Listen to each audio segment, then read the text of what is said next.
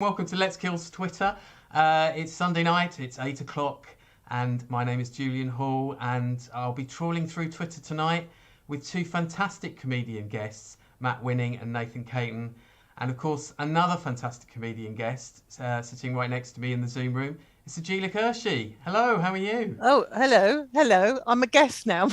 Did I not say co-host? No, that's all right. That's all right. I totally stepped on my own script for the normal intro there. I don't quite know what happened.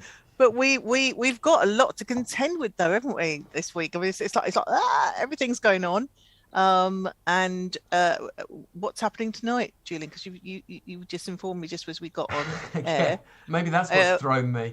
Thrown me off script. Yeah, so what's happening tonight, obviously, is the press conference with Boris Johnson. Basically, it's supposed to be essentially about boosters, I believe, rather than any new policy decisions. But it's all sort of starting to feel a bit cyclical, a bit like last Christmas.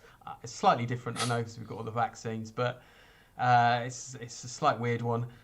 So I think what we might do is keep an eye a little bit on what's going on there. And if fan of the show Martin is joining us, and if you're out there, Martin, and if you fancy letting us know what's going on with the press conference, that's great. Yeah, there we go. Eyes. Yeah, there you go. Be our eyes, Martin. Right on cue. Fantastic. So yes, for people who don't know, because I garbled the intro, this is the show that aims to detox your timeline with the art of conversation, and that is no easy task at the best of times, of course. And we are streaming live on Twitch now, on Twitter, if only. We're streaming live on Twitch, on Facebook, and on YouTube. It would be great if you could check us out on YouTube and give us a subscribe. That's where all our previous shows and clips are. And of course, crucially, please do follow us at LKTZoom, which is our Twitter account. If you do that, you can obviously engage with us during the show live, and the rest of the time we'll be sort of pumping out clips, news of the next show, and generally collecting as interesting a collection of tweets as possible. But as I said, luckily we don't have to do all of this alone. That would be too much. And we've got two fantastic guests joining us, as I say, Nathan Caton and Matt Winning. So Julia, would you like to introduce Nathan? Yeah, obviously worked with Nathan Caton many times before. Genuinely one of my favourite acts out there. Is one of the most exciting. So this, you could tell your bio's a bit old. Exciting young comedians. We've got a bit older now, haven't we, Nathan? You did start at 19. You're still younger than me. You did start at 19, and you've been Rexby's been on the circuit for over a decade or more. We don't know yet because I don't know how old he is now. Circuit headliner, booked him many times myself to headline my gigs out there. If you're promoters, please book him. He's amazing. And within the first few years on stage, he'd already picked up various accolades and coveted plaudits, including the Chortle Student Comic of the Year award and Broadcast Hotshot. He's written his own pilot and starred in it on Paramount Comedy, which is now Comedy Central, entitled The Nathan Caton Show. And since then, Nathan's gone from strength to strength. His TV credits include Live at the Apollo, Mock the Week, Russell Howard's Good News, BBC Radio 4's Can't Tell Nathan Caton Nothing, The News Quiz, Loose Ends, The Now Show, and so much more. Welcome to Let's Kill Twitter, Nathan Caton. How's it going? You all right? Yeah, how are you? Well, I was feeling good before I was minded how old I am. Can I just introduce Matt so that we can get them both on screen at the same time? Otherwise, the symmetry's all gone. So it's my pleasure to introduce Matt Winning, who I've worked with briefly before. He's a London-based Scottish comedian and environmental economist, the author of the book Hot Mess, which is out now, folks, and hosts the podcast Operation Earth, and is a co-host of the BBC Radio 4 show Mark Watson and Matt Winning. Seriously, though, The Planet. On TV, Matt has appeared as the environmental correspondent on Dave Unspun with Matt Ford, which is an excellent show. I'd like to see that back. And in the BBC Scotland shows The State of It and Scot Squad. And on radio, he's been a guest on BBC Radio 4's The Now Show and The News Quiz, and BBC Radio Scotland's Breaking the News. Matt has also written articles on climate change in The Guardian, The New Statesman, The Scotsman Metro, and The Sunday Post. So let's welcome both of them into the Zoom room. Hello, Matt and Nathan. We can see you now. Hey, guys. We're all live. Hello. Hey, guys. Hello, Matt. Never won the Chortle Student Comedy Award, but I was in the final of that twice as well back in the day. Oh, my man. Cool. I didn't know you could enter it more than once. Yeah, I was doing a PhD, and so I really had the edge over sort of 18-year-olds. 7 years. Yeah. 7 years. No, the reason why I mentioned the because we've had this come up in the show before, haven't we, Julian? About like biogs being quite old, and I include mine in that as well. They're a bit outdated. But sorry, Nathan, you can't get away with being 19 anymore. I then asked, but I mean, you don't have to answer because I wouldn't expect a woman to answer. Do you want to tell us how old you are? Around the region of? I'm 37 now. Oh, wow. Yeah, probably growing up. So that biog had you at 29, and I was like, yeah, I'll go with that if you want. I don't mind. As you can tell from my decor, I'm desperately trying to cling on to my youth as much as possible. I think it's right because you have to be forever like Peter Pan in comedy. I think. But obviously Matt, we talked just before the show. You've got your own, as you said, niche, which is the climate change stuff. Do you want to just quickly tell the listeners about what you just mentioned before we started? Yeah, absolutely. So I started doing a PhD in 2008, and then I started doing stand-up in 2009, and I did those two things separately, and then worked at a university while doing stand-up, like loads during the nights and stuff for years and years, and then basically ran out of material. And my third Edinburgh show, I was like, I should probably talk about climate change, I guess. And then did that, and then it went much better than anything else I'd done. So I was like, oh, cool, I'll just do this now. It makes my life a hell of a lot easier.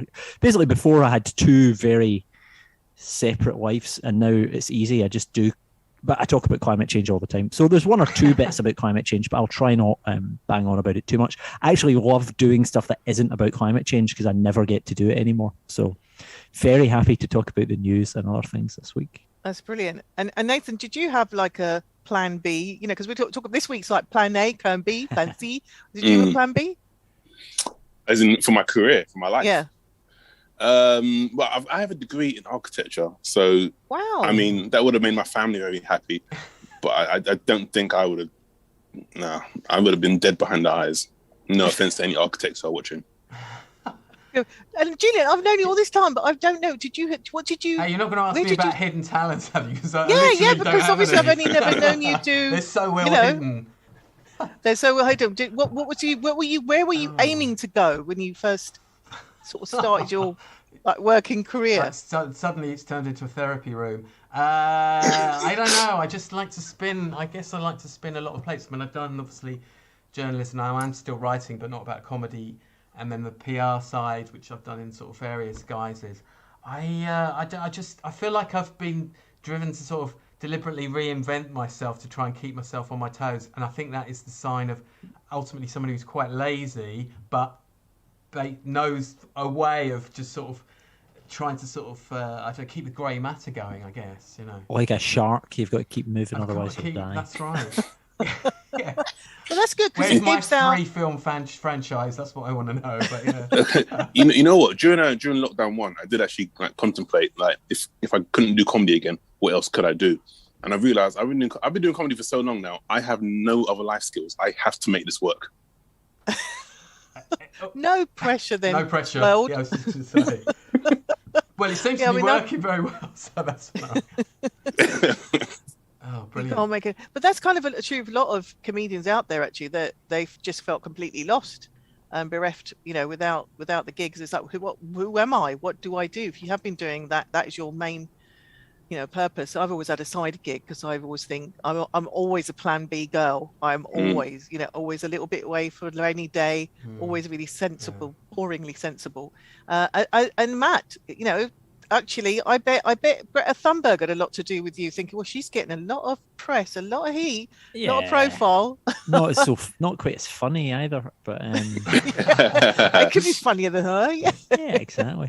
But, so anyway, we are. I think got a little bit more insight with you know, all of us. Hopefully, with everyone who's tuning in.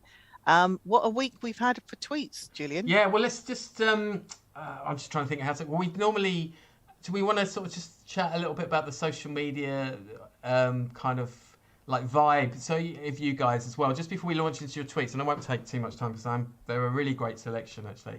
But I mean, what are you like, do you sort of approach social media? You kind of like prefer one channels to other channels? You like, you more Insta, you more Facebook, or do you just try and do the minimum?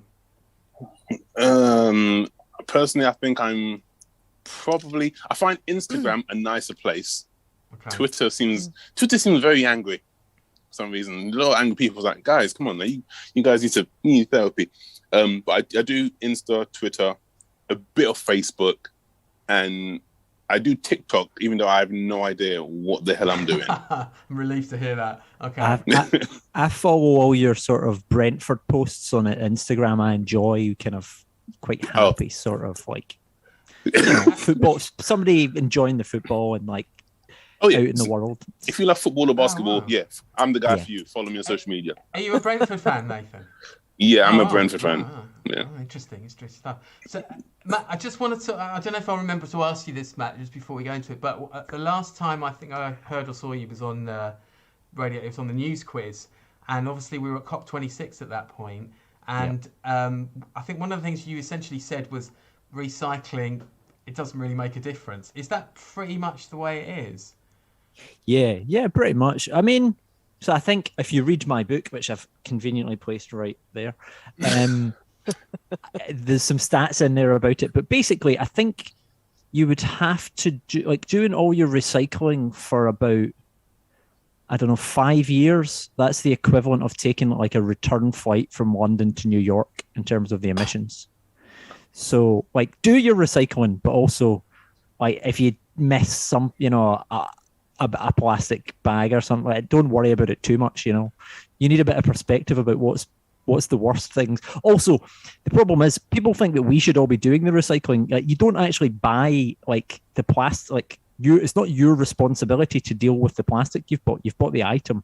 It's companies pushing that on you because it's cheap for them to give it to you with, wrapped in plastic rather than doing something that's more beneficial for taking responsibility for the plastic that they are giving you. Anyway, I'll not bang on about it, but recycling. Sorry, I opened that. I just thought I can't resist. Matt, actually, a good thing you said that, because I take my recycling really seriously. Like, so during one of the lockdowns, one of my neighbours, like one of these idiots, was putting their recycling in my boxes, and I got really peeved about it because he was putting the wrong stuff in the wrong boxes, which meant my recycling didn't get collected. And I don't know, maybe I'm getting older, but I got really petty over that.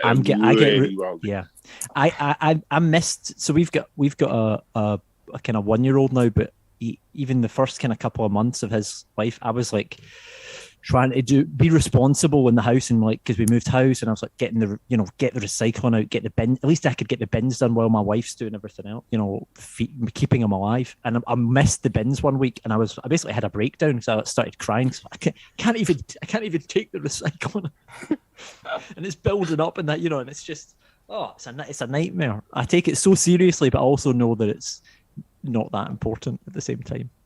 I'm also glad that you said that you don't. That it's not our fault if we're getting rid of the plastics, because I have real guilt around how much of my bin. I've got one of those big bins that people use for like rubbish that comes every once a fortnight for plastics, and within day 3 it's practically full with all the plastics, and I'm like, oh my god! And so I have to hide it in my home, and then when the bin man comes, like really early, just go in there and stuff it. And I'm literally trying to squeeze it down to show that I'm not using that much, because I actually have some guilt and shame around using so much plastic and disposable stuff. That it's very much a marketing PR thing from, big companies and the plastics industry to make you feel guilty about it, when it's very much their responsibility. They're giving you the thing that you've bought in plastic. You didn't buy the plastic. Why should you feel guilty about, having to sort this problem out? It's, and it's useful for some things, like, keeping food fresh and other things like that. But plastic, if I buy a pair of scissors, or like, when you buy like a new CD and it would come wrapped in like cellophane, and you're like, oh, somebody's making money off of that. And it's not, it's just getting used once and thrown away. Anyway, Well, I started us down the environmental track, so let's go straight to your choice here. I think it's your only environment choice, isn't it, Matt? Yeah, I only did one. You only did one, and it's Andrew Dessler, Professor of Atmospheric Sciences and Climate Sciences at Texas A&M. I don't know what A&M is, but it's a university, clearly. Yeah, I'm not sure, actually. So, can you, let's know about this. What's he sort of, and the text, obviously, that he's sort of quote tweeting, essentially. Yeah, so basically he's saying that, billionaires going into space for 9 minutes causes the same amount of carbon emissions as someone probably I don't know where they've specified it from, but basically the poorest billion people. So somewhere in, I'd imagine, sort of whether it's sub-Saharan Africa or somewhere like that. Their emissions over their entire lifetime are the same emissions as Bezos going into space for 9 minutes. And so it was trying to put that in context for people, kind of coming back to that, what I talked about, taking a flight to New York compared to your what you're doing for recycling. So he's just saying, we're not all to blame equally for climate change. Some people are much more to blame. And the richer you are, chances are the more you're to blame and the more you should probably do about fixing it. This would be the perfect time to ask you about the recycling, but I did it the other way around. Anyway, you've already done it. Yeah. But yeah, it's just, and so, I mean, the main things, like, the richer you are, people, whether it's space travel, whether it's private jets, all of these things are massive contributors to climate change, which affect the world's poorest people the most. If you're rich, you can also insulate yourself from the effects of climate change, which you can't really do. So basically, it's just pointing out that the people that aren't causing the problem are also the people that are affected the most by the problem. And the more stuff out there, I think, the better on that. And also these guys that are like, we'll just move to Mars. It's like, to solve climate change. It's like, I mean, have you ever tried just moving house? We're never all going to get, it might be like, I don't know, a couple hundred people move to Mars, and it would be horrible living on another planet. I don't know if you guys have ever been to Mars. I'm from London. I haven't got a spare million around. I'm from London. What's a house? What's this thing you talk about? Yeah, totally. Actually, just before, so the tweet for those people on the podcast version that will be looking for it as well is Andrew Dessler. Shocking that one 9-minute flight puts out as much carbon as one of the poorest billion people do in their lifetime. And then a link to the Yahoo article. I don't know. By the way, Texas A&M used to be the Agricultural and Mechanical College of Texas. That is Martin's super fan of the show that has let me know that. Thanks, Martin. Keep an eye on the Boris press conference for us as well, if you can. So let's go. Does anyone want to wade in with some environment before I go to the next tweet? I was just going to say that it's also the cost of flying that 9-minute flight. The cost of it would probably feed the poorest billion people as well as vaccinating right now, keeping it topical, keeping it a bit topical. Yeah, it's so yeah. I mean, it's just, and we're talking about Richard Branson, aren't we? Really, are we naming and shaming? Are we not telling? It could be any millionaire. There's many other millionaires out there. I wouldn't name and shame him, but he provides my internet and phone and broadband. So yes, that's true. That's true. I'm gonna keep quiet on this one. Yeah. Nathan just gets cut off from the call. I mean, I tell you, I don't know what package you're on, but if he's personally providing, that is pretty cool. That's like top notch. It must be the quickest. Or I don't know. Actually, it's like his trains, but. There you go. Boris's statement's finished, apparently.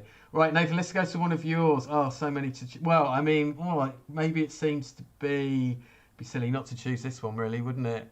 Let's get this one out of the way. So if you just want to read Parody Boris Johnson... Whoops. Parody Boris Johnson's tweet, and then we'll get into it. Parody Boris Johnson has said, everyone knew I was a shambolic, self-serving liar when they elected me. So why are they acting surprised now? There was no way this wasn't going to happen. You're getting precisely what you voted for. Which I totally... I mean, I'm not saying what the government have done has been right over the last few years. But okay, for example, with the Christmas party that happened last year, people are so outraged. Like, can you believe it? Like, yes, I totally can. Like, where have you been for the last few years? Like, if you look at a track record, this is everything that goes with what the government would do. Like, the only thing that shocked me about this party was that they didn't book R. Kelly for the entertainment, just to completely blow any remaining moles out of the water. So yeah, I followed this count because it makes me laugh. Having a bubble, It's a good account, definitely. So Julie, you've been watching this. Well, we've all been watching this issue closely, but Yeah. Well, it's obviously the latest one is that he was hosting a quiz show. Yeah. I think I picked a tweet, and I think so did you as well. Yeah, well, that he was playing like Quizmaster over the period where we were supposed to be in lockdown. Yeah. There you go. And it's a really weird image because it's like someone's taken a photo of him and on the telly kind of thing. Well, it's come from the press office apparently. It comes from the press office. He's sort of dobbed them in the shit. So essentially, they've sort of. Well, if you look right hand in the corner, she's wearing a Christmas hat. So clearly, it was around Christmas. I don't know if you can see like zoom in and all, yeah, she's wearing a Christmas hat. So clearly, there is something. And okay, it might just be the three of them, and she's wearing a Christmas hat. But it does look like he's doing some sort of quiz thing. It's just like the last year we all did what we were told. That's what really pisses me off. And I had surgery with no visitors. It's horrible. People lost people. The serious aspect of this, we were holding quizzes on Zoom. It's bloody good enough for us. It's good enough for him. Gigs without laughter. How fucking shit were they? Zoom gigs, right? Breakdown. We've done our bit, and quite frankly, for him to, I kind of just despair and just think, I just want to hear what the spin is on this. How are you gonna get yourself out of this? Because it's like a toddler trying to, give excuses. And I don't know how he's gonna. So I thought today's kind of press conference might be to do with that, or something so big that he covers up the what's going to happen in this sort of forthcoming week. Well, but good tweet. I mean, he's focused. Well, actually, like Nathan's saying there, that Boris does what he said on the tin in many respects, and so it shouldn't be massively a surprise. And what I feel like I've noticed is, I've included one tweet here from the commentator Ian Martin, who's said that if being bad on a Zoom quiz last year. If being on a bad Zoom quiz last year is a crime, then about 40 million people are going to need arresting. Not sure this is a smoking gun. And I see where he's sort of going with that. Obviously, the key thing is that this is the first time that he's been implicated in a Christmas event. But it's also weird how Twitter can, if you spend too long on it, it can slightly warp your sensibilities. There is clearly some... transgression of the breaking of the law here that's potentially gone on, but the more tweets you see on it, and the more people who are on their soapboxes about it, the more you just sort of think. I mean, you don't dismiss it, but you're just like, oh right, you're doing my head in now. I mean, you get fed up. I mean, this is like Gary Neville's going to explode. Is all I'm saying. That's basically what I'm saying. It's the people that were defending him on those particular threads that got me. It's like, well. Clearly, that was photoshopped, and obviously there is a reasonable explanation for this, and they're just defending him like the nanny from The Exorcist, but no, from The Omen. Just like without even knowing the facts yourself, you're just going to defend this because he is your leader, or I don't know. It's just it is very polarizing. But I just love how even just obvious bad behavior, rule breaking, breaking the law, if it's like it's your party, if you like, or these are the people I support, I'm going to defend them, and I'm all for kind of fighting for what you believe in. But surely when it's that obvious, this is really shit. You're defending the indefensible. I have a random question. Do we honestly think Boris is savvy enough to know how to use Zoom properly? Like, he strikes me as the kind of person who would say goodbye, and then he's still on screen and he just does something totally inappropriate, like pulls down his trousers and starts going for it. It's like, Boris, mate, no. Boris, we can still see you. You know what I mean? It's quite possible, and clearly didn't know what his own rules were, really. But I think they did come out and say that those two people that are in the room with him are basically to help him do the quiz, because he's he doesn't know what he's doing. And that was kind of their excuse. Like, yes, we broke the law, but it's because he's so inept at Zoom that we needed to. Surely one would have been fine.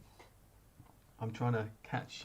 We've got another one, have we? Well, yeah, Martin's. I think this story is going to kind of really run for another. Well, they've clearly got more pictures of stuff. Like they waited. They they put the other stuff out, and then they let him go in and say in Parliament, "I'm not sure. I was not part of anything." And they're like, "Cool, yeah, we definitely have a picture of you doing this." Yeah, someone. Boris has definitely pissed off someone. An employee at the home that is like just leaking this information, and it's soon going to be singing like a canary.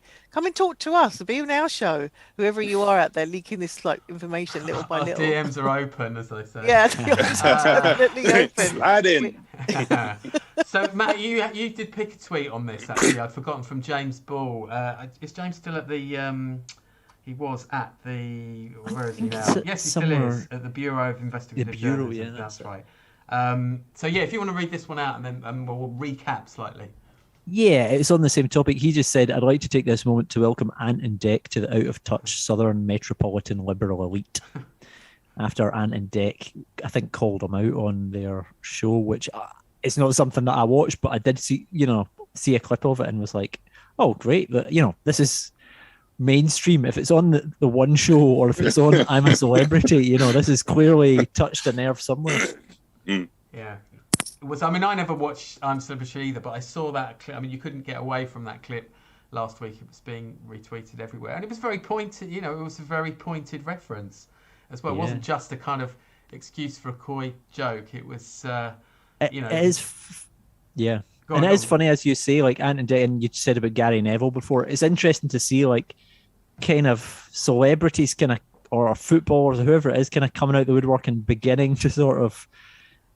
Eamon Holmes is joining GB News, all this sort of stuff, where you're just like, it feels like everybody feels like they have to pick a side. Everybody's putting on a shirt and deciding. All I would say is. Boris, you're in trouble when you got Scousers agreeing with Gary Neville. Yeah, totally.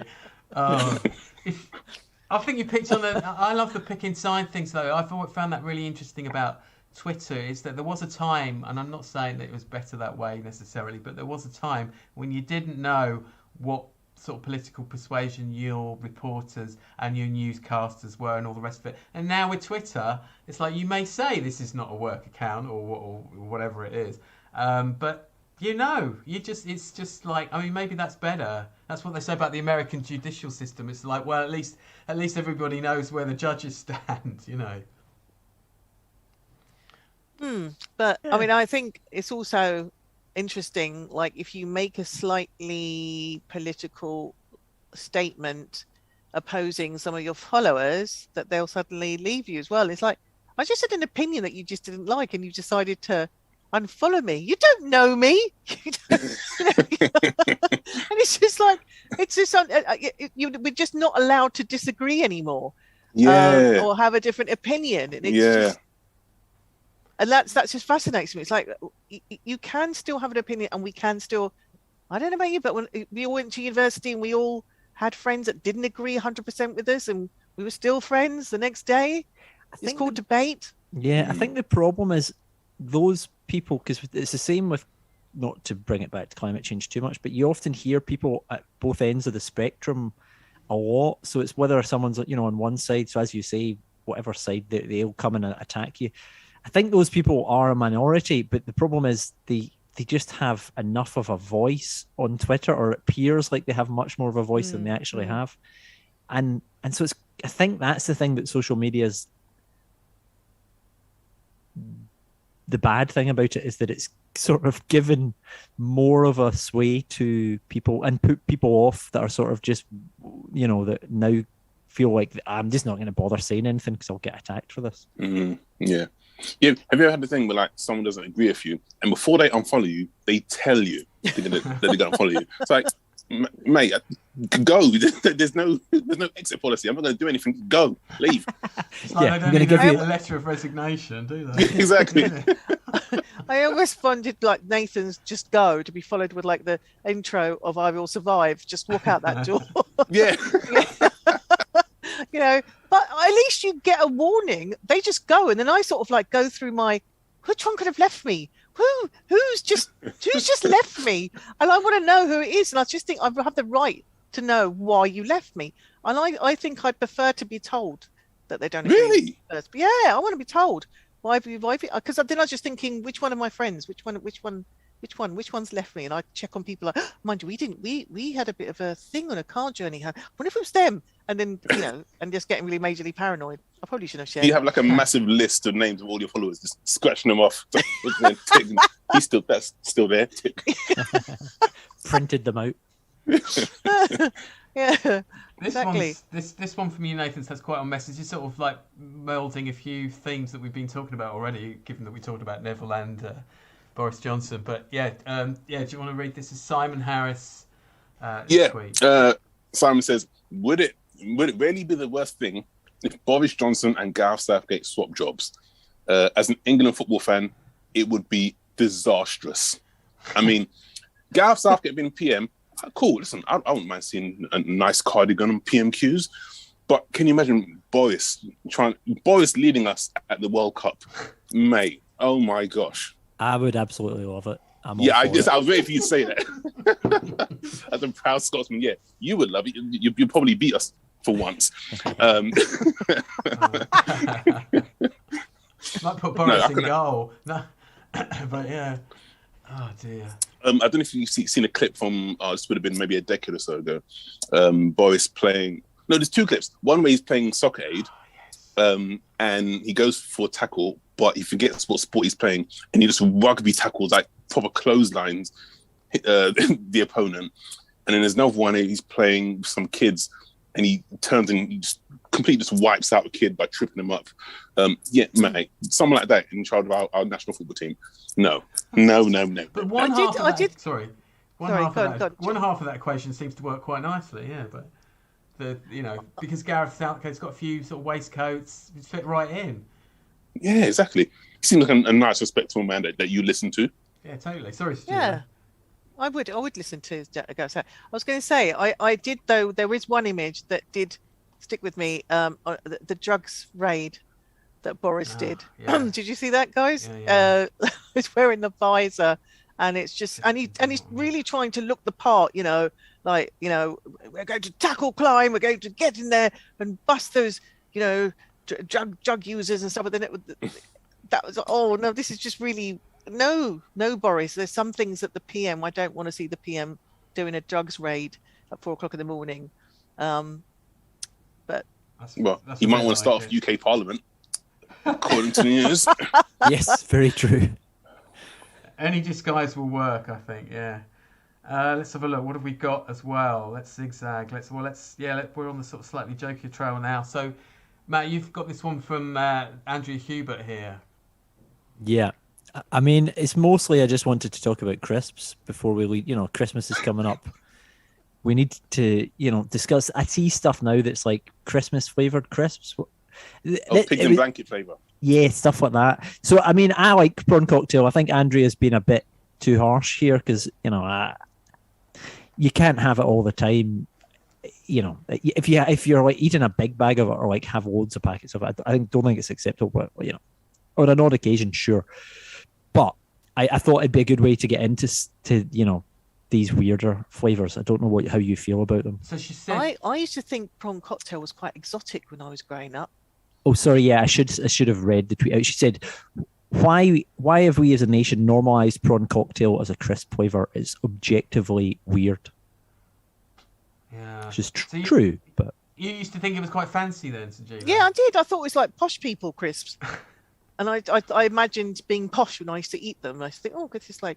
Because I didn't really know what prawn cocktail was. I guess as a start, if you have it in a restaurant as a starter, I guess it is kind of posh. Yeah, I'm having a prawn cocktail. 70s, and it sounded very, very posh and very people. And so I felt really privileged to be eating them. And and I remember feeling quite special eating them, even though I wasn't quite sure I liked the flavour. But but then there's again, put loads of things on my mouth over the years I haven't really wanted or liked. So, that sounded wrong. Yeah, you're a comedian. That sounded very bad. That is going straight on TikTok. I didn't mean it like that. like I use TikTok. I ought to, but I don't. Oh dear. This tweet or any mention of prawn cocktail is I've got this memory of being a kid and I'm out shopping and I'm with my dad and we're in Sainsbury's or something and I think I really liked prawn cocktail crisps at that stage in my life, which is probably about 5 or 6, and I wanted these crisps a lot, and he was saying no to his credit, and I'll thank him now. And I wanted them so much that I just held them really tight, and then the packet just burst open, and they all sort of fell on the floor, and all the rest of it. But if I'd have thought about how I think about prawn cocktail crisps now, I never would have bothered. It's just like a drug you're not interested in years later, essentially. Did you used to do the thing, Julian, where you offer your crisps at school with sweets? I never did that. I was an only child. I should forget it. Oh, okay. So then you just squeeze the bag so nobody could actually get into them. Oh, I saw that. I had that happen to me. Fair enough. Oh, yeah. Okay, because you don't really want to share. And it's like, I never got that. It's like, well, I can't get in there. And, I'm Asian. So we're forced to give our own food up to guests. And so we have that kind of, and it's like, why are we going without? Like, why? If it's the last piece of chicken, you'll give it to the guest. You'll never eat it. Yeah, but I'm hungry. Why can't I eat our own food? Because the guest is more important, basically. But is there a crisp flavour that you love yourself, Matt, that is a bit unusual? That's not your 3 basics, like your salt and vinegar, sort of political colours, aren't they? Blue and red. Yeah. Very much so. Neutral crisps. What's that? Political crisps. I'm a big fan of like a nacho. That's my staple. Ooh, big nacho fan. Just what get flavour? A good salsa dip. So just salted nacho. Something with a good crunch, like a really good crunch to it. I think is what I'm after. Not the extra hot then. They're good as well. Yeah. But I think in terms of like what would be top of the list of what I buy the most, I'd go for it's probably the Cool Blues.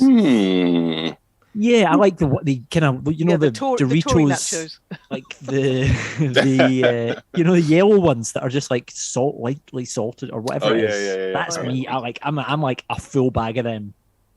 What about you, Nathan? Anything more exotic than nacho? Because nacho's quite exotic. My favourite crisp, hands down, Tyrrell's sweet chili and red pepper. Yeah. I don't think. Oh, there's the Tyrrell's like the kettle chips. Yeah, they're like I mean, they're bloody expensive. Like you have to remortgage to buy a bag. But when on special offer, I'm not gonna lie, I've got like 5 or 6 bags in the boot of my car. But they sound like bootleg crisps. No, I keep them for myself because I know if I bring them in the house, my girlfriend will open them. If your car gets broken into tonight, we know why. Someone's listening to him. I wanted those crisps. The crisp bandit strikes again. It did used to be just like 3, it used to be like you'd get those 3 flavors, as you say, and then it was kind of like television. You had like 4 or 5 channels, and it was the same. You'd have salt and vinegar already salted, maybe Worcestershire sauce. That was now and again. I used to love the Worcester sauces as well. Again, exotic. And that was it. And then now it's like like your Digibox, you've got every flavour under the sun. That's the red button for chili jam flavour. Hey, what are the adult crisps then? That's what I want to know. Yes, something spicy. It tastes like fish. Sorry, that's disgusting. I've led us all down. Actually, smoky bacon. Weirdly, this is a weird thing to remember. At our school, I remember a teacher telling us that his girlfriend said that semen tasted like smoky bacon crisps. That's an odd thing to memorize. Oh, so that's interesting because I never ate smoky bacon because I don't eat pork. But I found out since then that it's actually no bacon was harmed in the making of smoky bacon crisps. So I could have eaten them all these years. I'm just using this as therapy. Just these things come back. But no one told me it tastes like, Well, okay. Before I make any more faux No, pas. I was going to say it's all still concentrated on one area, Sajula, tonight. Anyway, let's just clean it up. Right, we did say detox the timeline. No. Yeah, we are detoxing. I know we are. Well, actually, let's detoxing our taste buds and all by the sounds of it. Actually, we might leave that one to last. So look, there was a tweet of Nathan's, which I've actually still got in my drafts, I think, and I'll tell you why. Oh, is it? Or maybe I haven't. That'd be a bit bad if I haven't. Hang on, I might have to sort of. Oh, there it is. There it is. So the only reason I don't know who this is. Someone with a freedom flower, I think. I'm not quite sure. And I noticed that no one else had retweeted it or liked it. So I was so like, I don't know whether I should be the first to do this. But if you read it out, Nathan, then we'll go into what it's the significance of it. Okay. So the tweet says, on the 5th day of Christmas, my true love gave to me 5 shots of Pfizer, 4 useless face rags, 3 dodgy test kits, 2 more lockdowns, and a vaccine passport because he's a Nazi. I was going to try and sing it, but I don't want to sing it. I love this tweet, by the way. You liked it. And I was singing it. It's only because at the end it goes, and a vaccine passport because he's a Nazi. And that was the only bit that I thought, really get into. Yeah, but you liked the tweet as well, which is your perfect right to do so. But doesn't it just totally go against both of everything that we've been saying for weeks on this show? Because he just seems to be, yes, it's funny, but he's obviously coming from, or he, she is obviously coming from a very particular sort of point of view. And I went crazy. Yeah, I know. Well, I think so. And I went a bit censorious with this one. I thought, well, normally I'd tee up most things in the timeline. I'm happy to tee up most things when it comes to sort of left and right and various things on this. But at that point, before Sajila liked it, this tweet had to go no likes and no retweets. And I thought, well, I'm bugging if I'm going to be the first one to do that. So stick it in the drafts.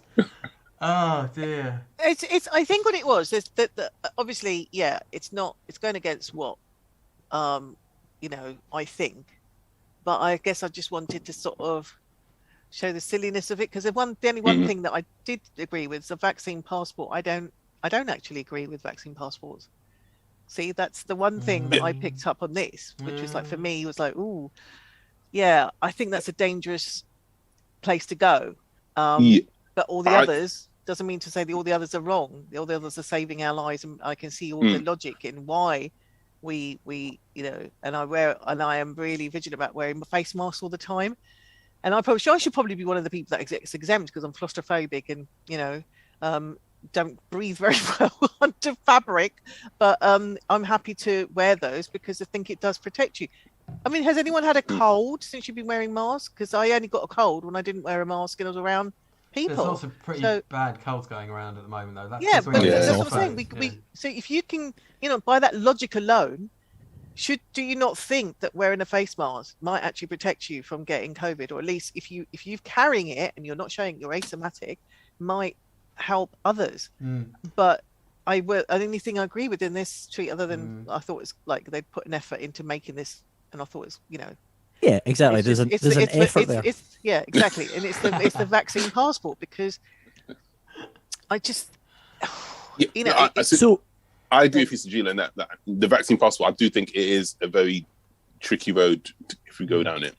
But what I don't agree with is people constantly comparing the vaccine passports to Nazi and Hitler. It's like you're going to compare. It's just right. Yeah, I think it's I know, but there are for rhyming purposes. Bravo, but and that's the only reason. That's the only reason I picked this is because it was. It just tickled me. But there was like, oh my God, there's actually one thing there that I do, because I mean, obviously Nathan, I with Stop and Search, this just takes it to another level for someone, a man, and I get you. Yeah, and if you're brown, it really. I don't know where Matt sits with this, with passports. Where you pro or. So, I mean, I wouldn't say I'm pro anything. The problem that I have is that the debate around a lot of this, again, similar to climate change, is always people are like, oh, I don't agree with this, but I also don't agree with this other thing. And I don't agree with, I don't agree with face masks. I don't agree with lockdowns. I don't agree with, the choice is one of these, because otherwise nothing so the idea that things are going to go back to normal if we don't do something, so we have to go down a path that solves this. So what is the path that we go down that solves this? And so it's just the difficulty I find where people are like against everything, and you're like, but then nothing happens, and we go back to a lockdown. So I and I've seen a few other comedians say this as well. They'd prefer passports to another lockdown, because passports at least mean that things will stay open and comedians can go out and perform, whereas a lockdown, it all stops again and everything goes and if those are the choices that we have, then I agree. I'm not pro any of it at all. Yeah, I know what you mean. But you have to fucking choose something at some point. Is what. Yeah. Well, there was an interesting exchange between Al Barry and Paul Tonkinson, who we've had on the show. Paul, we've had on the show. Al, will get on the show at some point about this. And one of the things that came from that and some of the other sort of discussions about this is that the vaccine passports are supposed to be COVID passports in the sense that it's proof of a negative lateral flow test is part of that, as opposed to showing papers that you've had the jabs and all the rest of it. So there is a slight distinction, and I suppose it depends how far we are trying to push back this wave. I mean, I don't think there've been any restrictions announced tonight, but it does look like there'll be more coming this week. If it's a passport that just simply tells you that you've had your jabs and your booster, fine. But it's not going to be. It's going to store other information. That's where I have anything like that. It's like, hang on a minute, we could be losing our freedoms if we go down, and so they never define what the passport would say. I'm happy to carry, on the back of my phone, I've got all my stickers with all the, the different jabs I've had. They didn't give me one for the booster. I'm a bit pissed off with that. Didn't even get a badge. There was a badge. Huh? There was a badge for the booster. Weirdly, no in EU colours, just to up the ante on that one. no booster badge. I'm really pissed off about that. But yeah, I mean, I'm happy for, obviously for travelling purposes, that would make it easier. I also, as a promoter, in the club, I'd like it would be nice to have people, if you're not going to wear a mask, to know that you've had jabs, and because I think there's only so much you can do to protect yourself as well. If you've done, you've had the boosters, you've had the jab, and you've not been told any other information that could protect you, which is wearing the mask, blah blah blah. That's fine.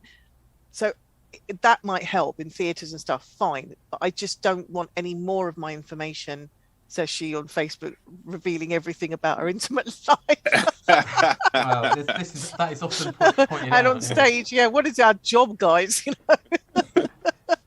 Well, actually, we're still on the theme here.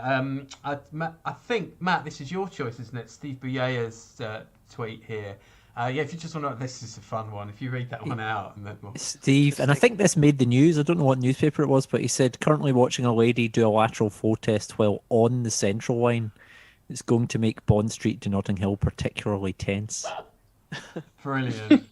I mean, great tweet.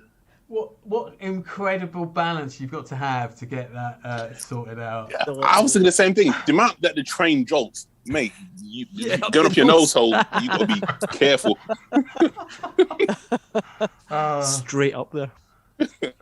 I mean, they are sort of fairly unpleasant. It's got to be said, but I suppose you get used to it sort of quite quickly. Yeah, I had to do them for COP26 when I was there for a week. Every morning you had to do one, so it was like, and it was I had one that was like down the back of your throat and then up your. The first thing every morning I woke up, had to do one straight away, and it's fine for like 1 or 2 mornings, but after a while you're just like, come on.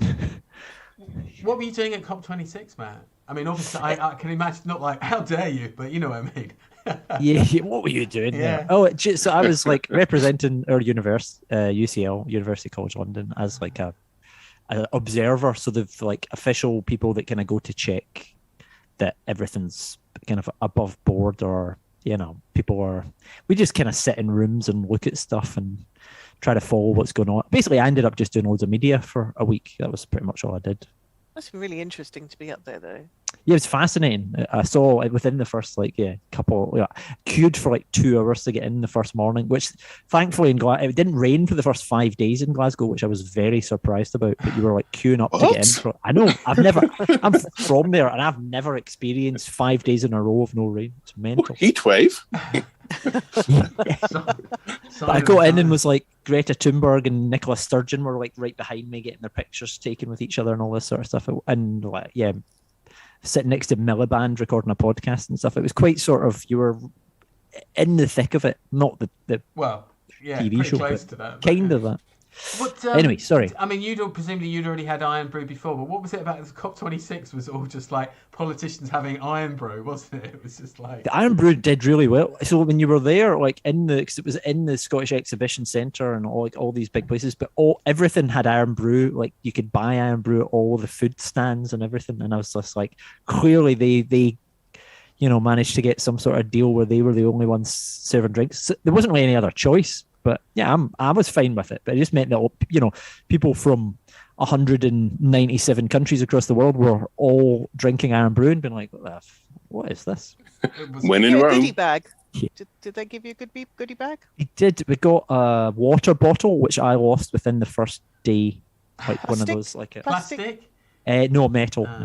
Oh, okay. And a hat, I think. No, it wasn't a hat.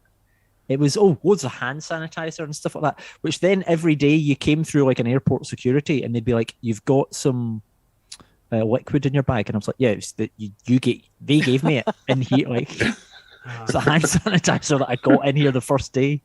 Every day I have to like go through and like put some on your hand. They'd like make you check it so that in case like I don't know, you went all like a James Bond baddie and your hand dropped off. Well, it's like when a parent checks their kid when they come out of the bathroom. Let me see your hands. Do you think the hat, right? Was it a baseball hat like Nathan's?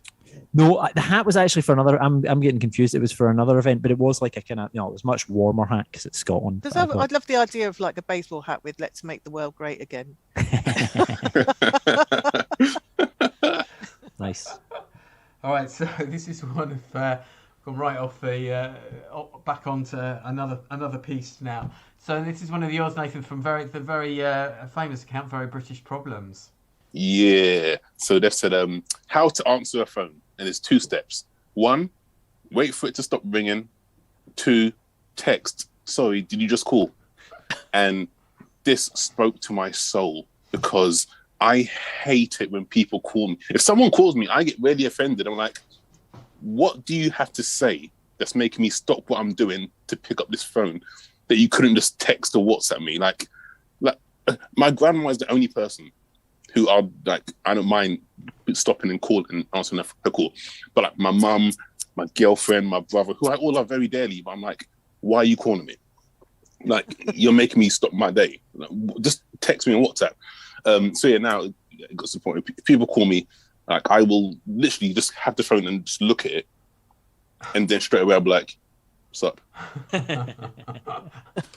I don't know if you do this thing. I've got a voicemail message which basically says, "Please don't leave a message. You'd be better off texting me or emailing me." I might as well just say, "I don't want to talk to you," but it works to some extent. Yeah, it works. I respect the honesty, man. Yeah, phone calls are just so tedious and it just kills my soul.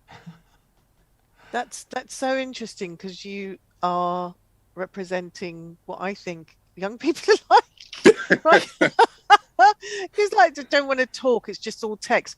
And I've got a bit of arthritis in my thumbs now, so I get really like tired. So I then phone because I can't be bothered to text anymore. Or now it's all Teams and Zoom. But so I will never call you, Nathan. You okay. You've made it quite clear. I shall stop calling. I should just text you. Yeah. Okay. Want to do the gig or what? Yeah. Yeah. Draw a little box. Yes. Yes. Or no. Exactly. Even better. Just some buttons. Yes. Or you could leave a voice note then if you get tired and you don't want to text. Just leave a voice note and send that on WhatsApp. Voicemail is it's a really weird thing because once you've left the voicemail, it's damn, I shouldn't have said it that way. Or I should have sounded like this, or I should have said this, or I shouldn't have. And you can't take it back. Once you've left a voicemail, you can't ever delete a voicemail. That's why I never drunk dial, kids out there. What about you, Matt? Where do you stand on this?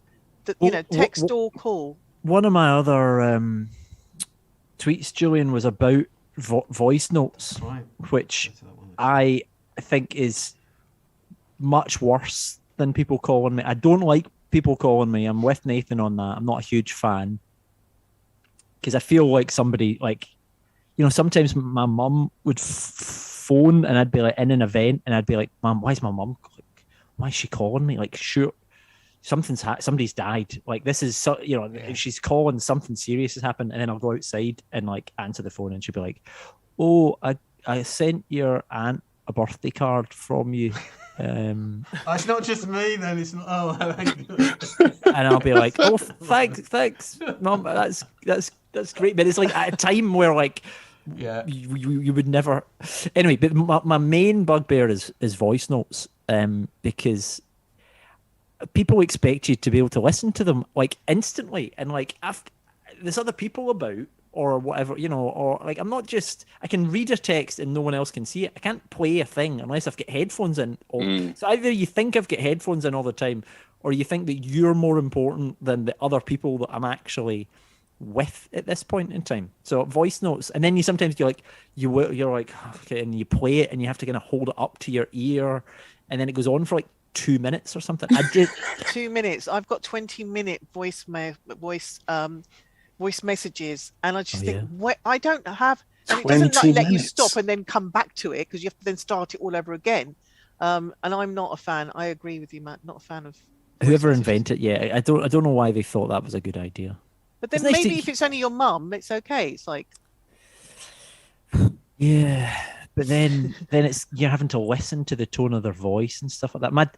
It's funny. My mum's answer machine as well is my dad. So if you listen to my mum, if you phone my mum and my mum's mobile and it goes to answer machine, it's my dad going, and it like he goes, "Okay, Jeanette, I'm sorry, but," and then my dad had to say my mum's name. And he goes, "Jeanette cannot come to the phone right now." Clearly, you can tell in his voice that he's pissed off that my mum has made him do the thing on the phone. Like, it's so. I would just phone and like listen to it and just like, oh, so funny. So this interesting, because obviously Nathan says he doesn't like people calling, but what about voice notes? Isn't that a better option for you then, Nathan? Voice notes. I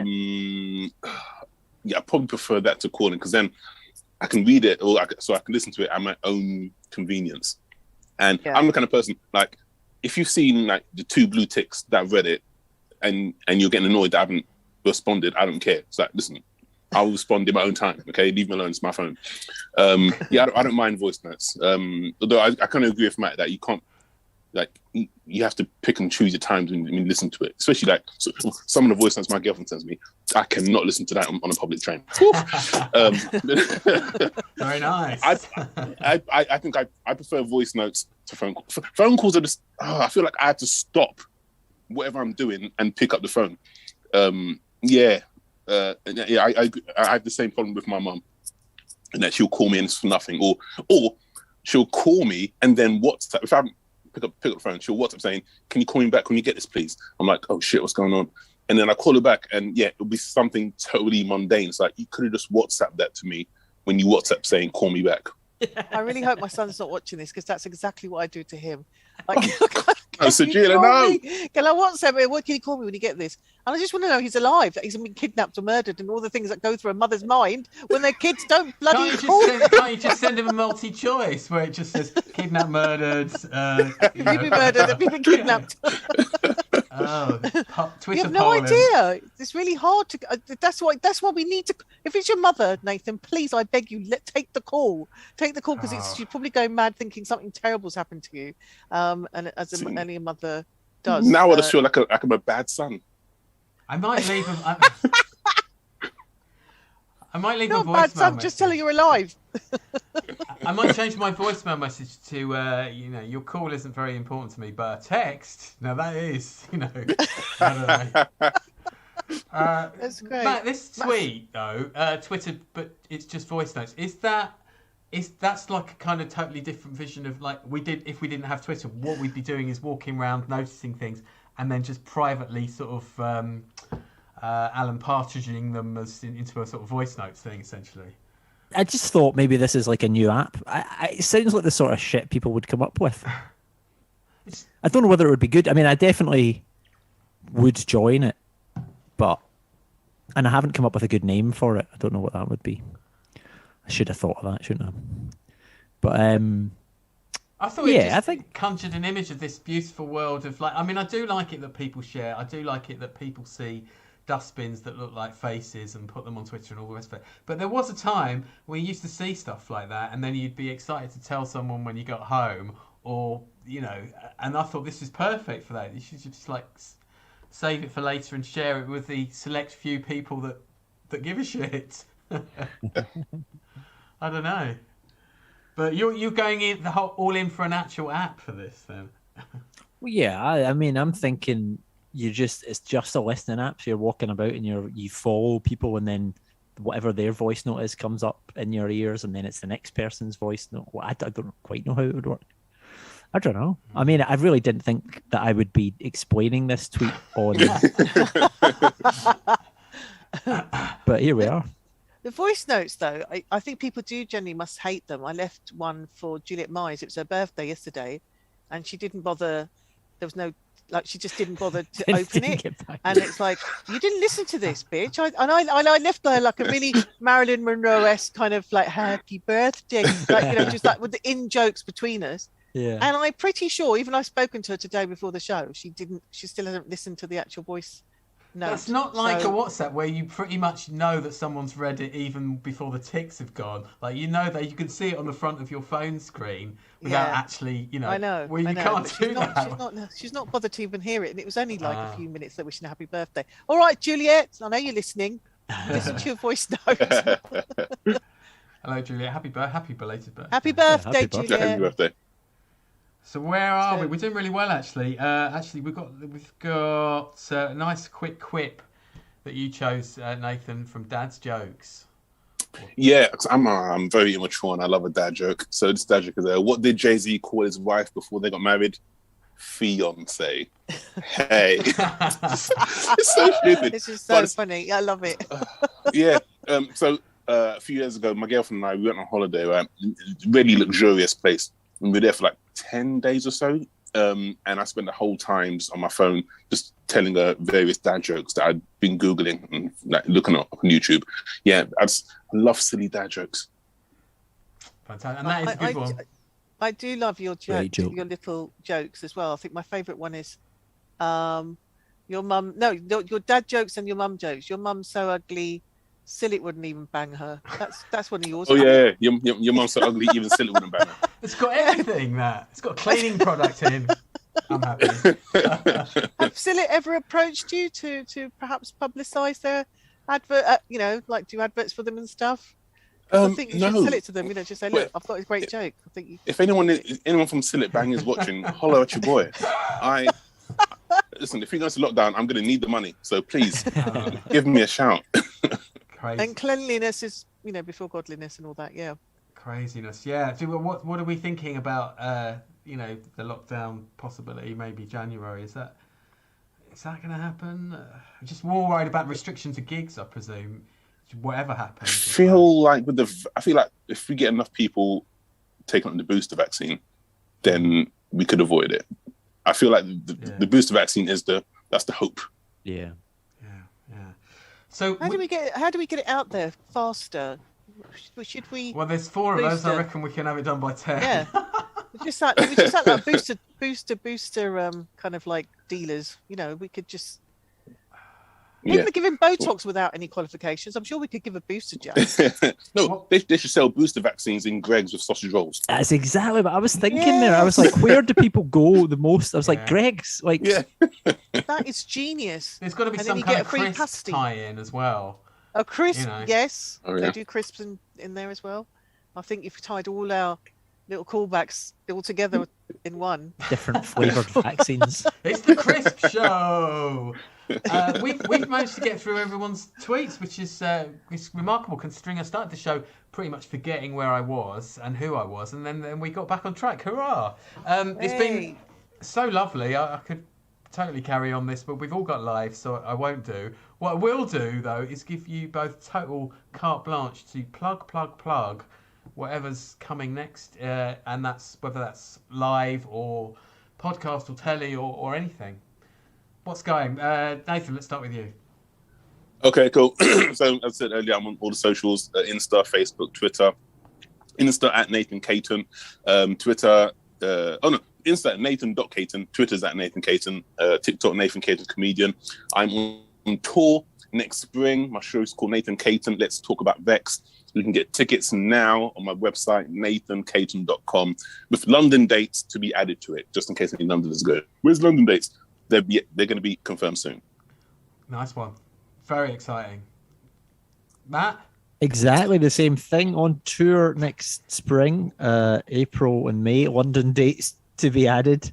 But and I'm on at Matt Winning. I changed that recently.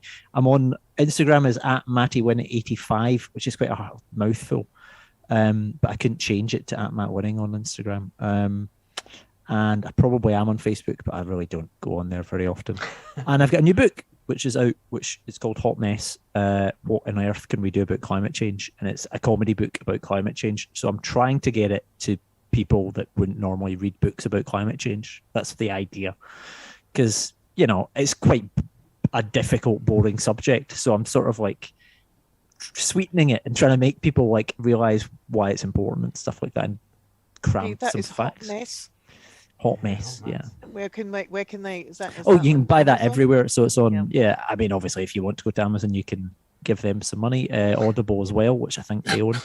But it's everywhere else. Waterstones and foils and books. Bookshop.org. I think I can get some more money from there. There's loads of basically all your book. Just go in, and if it's not in a bookshop, go in and fucking tell them to order it. Yeah, I think you should get Greta to retweet about it. That's the dream. That's the thing. She says buy the book. They'll buy the book, Oh yeah. But then I'm trying to reach non-people, like people that aren't, her. It's really difficult because I've gone into Waterstones and it's like in the climate change section, and I'm like, if you could put it in the comedy section, like that's where it should be, if you know what I mean. But so you want it to be in the comedy section? So you want? Yeah, because I want to reach like people that are interested in, that aren't the same people that would already buy books about climate change. Because there's already books about climate change, and they're all quite, Have you been in and signing copies and stuff? Not yet. I'd quite like. Yeah, I think I probably will do a few of those. You need to put them in both sections as well when you sign the copies. Exactly. Yeah, run them about. But anyway, we'll see how it goes. But yeah, it's good. I've already had like an email. It's quite funny when you do stuff like that. I've had like an email from a trucker in Texas that's like, listen to the audiobook, and it's like, I listened to your book while driving my truck. Like, should I be driving a truck for a living and stuff like that? I was like, oh, cool. Should he be reading the book while he's driving the truck? Hopefully it's kept you awake. Remember you said he was a trucker. I was thinking of the first Steven Spielberg film. Was it Duel? I've never watched that. Is it good? It's good. You've seen it, Nathan? No. Okay, it's one of. I think it's one of his first, or if not the first. Duel. It's a very simple film, but it's really quite sinister, and it involves a sort of truck driver. Anyway, completely. But I hope everybody buys your book. I shall buy it. I tend to buy all the books that we have of our guests. Yeah. A little pile of them collecting up, and hope that everybody gets tickets for your tours. Please go and support these guys. Support our comedians. As Nathan said, he doesn't know what else he can do. You might have climate change, but that's hopefully we'll fix the planet soon, and then you're out of a job as well, Matt. So Well, that's the thing. I'd be quite glad. I'm back to that. It's a joke. Brilliant. But we've done well in time today, Julian. We have. We've reined ourselves. Well, I tried to rein myself in. No, we've been good, haven't we? We've been very efficient. Which we're very pleased about. I mean, it's been brilliant. We'll get clips of the show done as soon as possible. There's a podcast version that goes out. This show's available on YouTube. It's streaming there now, obviously, and it'll be available. And I'll be sort of rejigging the description, and it'll be on the podcasts, and all over the place. But you can't avoid it. And then next week, next week is our last show before Christmas, obviously, because it's the 19th of December. And we've got Kate Smurthwaite and Steve N. Allen in the Zoom room for you, which should be fantastic. And then we'll be back in the new year, but at some point to be confirmed, really, I guess, Sajila. Yes. And a lot can happen on Twitter between now and then, or even now until next week. There's going to be a lot going on. Guys, you've been absolutely divine to have on the show. I hope you come back. Really, really, really interesting discussions and stuff. And we didn't even notice that Boris's speech. Martin, you didn't keep. We asked you to keep track of that. What was happening? Has Martin done that? Well, do you know, I don't think. I think it was pretty short actually, so it shouldn't take long to catch up with. Yeah. Thank you, Martin, for listening thank you, as well. Martin, Again. Super fan of the show, and thanks to all our streamers as well. And if we could just wave goodbye to our streamers and say thanks very much. Thanks for having me. Thanks a lot, guys.